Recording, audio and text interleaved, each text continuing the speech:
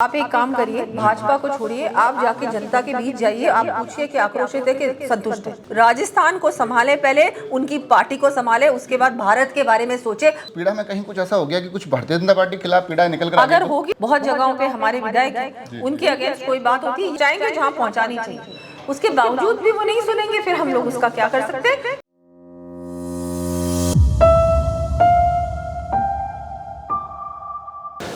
चुनावी कवायदों के बीच भारतीय जनता पार्टी अब इस राजस्थान के रण में अपनी सक्रियता दिखा रही है और सक्रियता की शुरुआत आज जनाक्रोश रैली के माध्यम से हो रही है।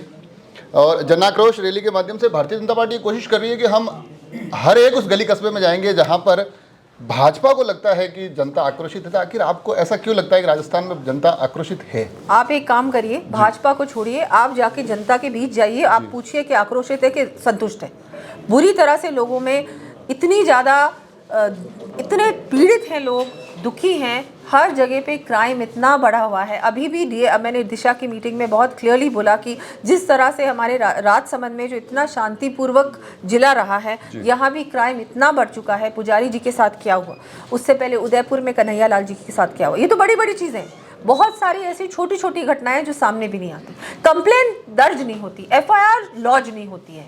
क्यों ऐसा हो रहा है राजस्थान में? क्योंकि यहाँ पर सबके सब जितने भी कांग्रेस के विधायक हैं और जो कांग्रेस के हारे हुए विधायक हैं, वो यहाँ पर मिनी चीफ मिनिस्टर्स बने हुए हैं हर विधानसभा क्षेत्र में, और उनके हिसाब से प्रशासन काम कर रहा है और जनता के जो काम होने चाहिए, जितने विकास के कार्य होने चाहिए, वो नहीं हो रहे हैं। ये जनाक्रोश वास्तव में जनता के आक्रोश को जानने का ही विषय है या फिर इसको बिल्कुल विशुद्ध, क्योंकि चुनाव में 1 साल बचा है, एक चुनावी कवायद? बिल्कुल भी नहीं। देखिए, भारतीय जनता पार्टी हर बार जनता के बीच ही रहा है। कोविड में भी सबसे ज्यादा काम हमारे ही कार्यकर्ताओं ने किया है। कांग्रेस के तो लोग सब होटलों में बंद थे, उनके कार्यकर्ता विधायक कहाँ पर थे? होटलों में बंद थे कोविड के समय। हमारे कार्यकर्ता, हमारे जनप्रतिनिधि जनता के बीच रहे कोविड में भी। पर अब आपके जनाक्रोश यात्रा भी शुरू हो रही है, 3 से 13 तक ये चलने वाली 10 दिन की यात्रा भी, और इस बीच राहुल गांधी भी राजस्थान पहुंचने वाले। ऐसा नहीं लगता है कि जनाक्रोश यात्रा कहीं राहुल गांधी की यात्रा के सामने फीकी ना पड़ जाए? बिल्कुल भी नहीं। राहुल गांधी जी को तो बहुत कुछ करना पड़ेगा। भारत जोड़ना तो बहुत दूर की बात है, पहले कांग्रेस को जोड़ने की कोशिश करें। वो राजस्थान में कांग्रेस बिल्कुल बिखरी पड़ी हुई है। राजस्थान को संभाले, पहले उनकी पार्टी को संभाले, उसके बाद भारत के बारे में सोचे। भारत के लिए बहुत बड़े हमारे मोदी जी बैठे हुए हैं, भारत की बहुत सोच भी रहे हैं, भारत के लिए बहुत काम कर भी रहे हैं। अभी जन आक्रोश यात्रा जो है उसकी कल शुरुआत हुई थी। हमारे राष्ट्रीय अध्यक्ष श्री जगत प्रकाश नड्डा जी ने जयपुर से उसकी शुरुआत की। अब हर जिले में इसकी आज शुरुआत है। कल विधानसभा स्तर पे हर जगह पे 10 दिन के लिए हमारी रथ यात्रा होगी। जनता में जो गुस्सा है, आक्रोश है, पीड़ा है, उसको लेकर हम लोग बिल्कुल अब सड़कों पे उतरेंगे। उनकी बात को कोशिश करेंगे कि ये कांग्रेस गूंगी बहरी सरकार तक ये बात पहुंचे। लेकिन मुझे बिल्कुल भी उनसे उम्मीद नहीं है कि ये लोग इनकी सुनेंगे, लेकिन फिर भी एज एन ऑपोजिशन हम लोग हमारा काम करने का प्रयास करेंगे। जनता आपका रथ आज मैंने देखा, तो अब उस रथ में 3 आपने विकल्प डाल रखे हैं कि भाई आप फोन करके भी हमें शिकायत बता सकते हैं, एक वेबसाइट भी दे रखी है, एक शिकायत की एक डिब्बा भी, पेटी भी लगा रखा है। तो क्या वास्तव में इन शिकायतों को कहीं कुछ पहुंचाया जाएगा, समाधान तक पहुंचाया जाएगा, या कम से कम भारतीय जनता पार्टी द्वारा सुना जाएगा? ये सिर्फ भारतीय जनता पार्टी तो सुनती आ रही है और इसमें भी सुनेगी, लेकिन ये जो शिकायतें हैं, ये सारी की सारी शिकायतें कांग्रेस सरकार, राजस्थान सरकार के लिए हैं, और वो हम लोग पहुंचाएंगे, मुख्यमंत्री जी तक पहुंचाएंगे। इसको बहुत पहुंचाएंगे जहां पहुंचानी चाहिए। उसके बावजूद भी वो नहीं सुनेंगे, फिर हम लोग उसका क्या कर सकते हैं?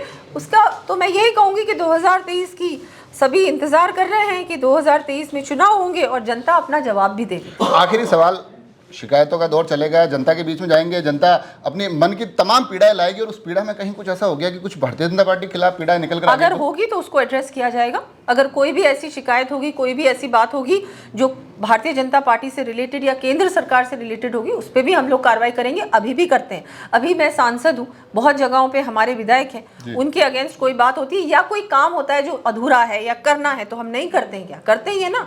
लेकिन हम अनसुनी करें, वो सही नहीं है। ये जो सरकार है ये अनसुनी कर रही है, ये इनके सामने सब चीजें हो रही है, लेकिन ये उस पर कार्रवाई क्यों नहीं करते? इतनी सारी जो महिलाओं पे अपराध हुआ है, SC वर्ग पे अपराध बढ़ा है, उस पे जो कार्रवाई होनी चाहिए, इतने ये जो क्रिमिनल एलिमेंट्स है उनको खुली छूट दे रखी है।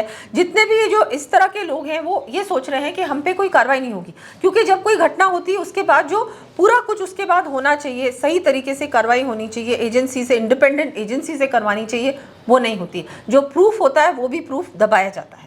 इस वजह से इन लोगों की हिम्मत इतनी बढ़ जाती है कि हम इस तरह की चीज़ें करें। तो देखा आपने, एक लंबी फहरिस्त है, मगर जैसा कि मैंने बताया कि जन आक्रोश यात्रा, भारतीय जनता पार्टी एक बड़ी मुख्य धारा में बड़ी प्रबल तरीके से इसको लेकर आगे बढ़ रही है। गांव कस्बों में जाने की बातें हो रही है। बात ये भी हुई कि अगर भारतीय जनता पार्टी से जुड़ी हुई कुछ चीज़ें निकल के आएगी तो उनको भी हम एड्रेस करेंगे, उनके भी समाधान खोजेंगे, और हम भी कोशिश करेंगे कि जन आक्रोश की इस यात्रा में कम से कम पार्टियों के माध्यम से जनता तक जाए और उनके मन की बात को सभी लोगों तक पहुँचाए। जुड़े रहें राजसमंद एक्सप्रेस से। धन्यवाद।